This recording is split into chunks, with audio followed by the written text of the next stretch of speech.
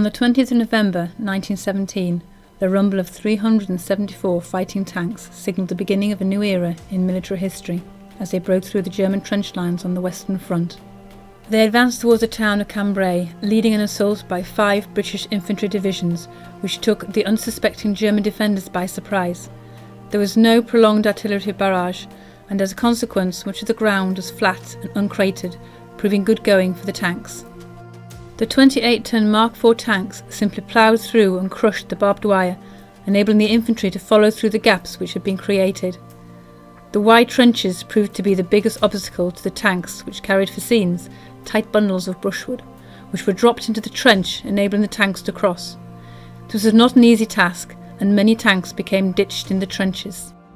German machine gun crews emerged from the deep dugouts to be confronted by a bulletproof steel monster, belching out death and destruction.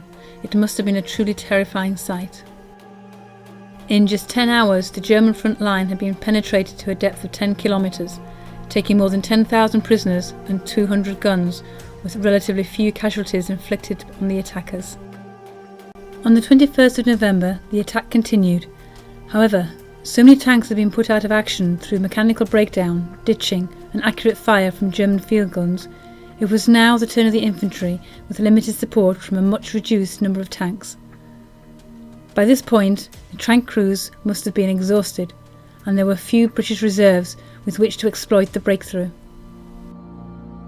For the first time since war began, the church bells in Britain were rung in celebration, but in reality, this only heralded the start of a ferocious German counterattack.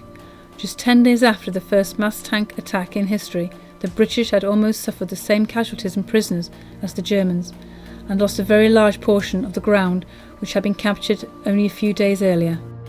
The breakthrough, which the tanks had achieved on the 20th of November, had been squandered because of the lack of reserves necessary to exploit the incredible achievement.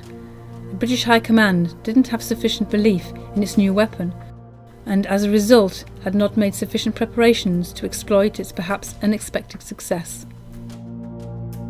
Many clubs and groups have refought the Battle of Cambrai in miniature, using very large as well as more modest layouts.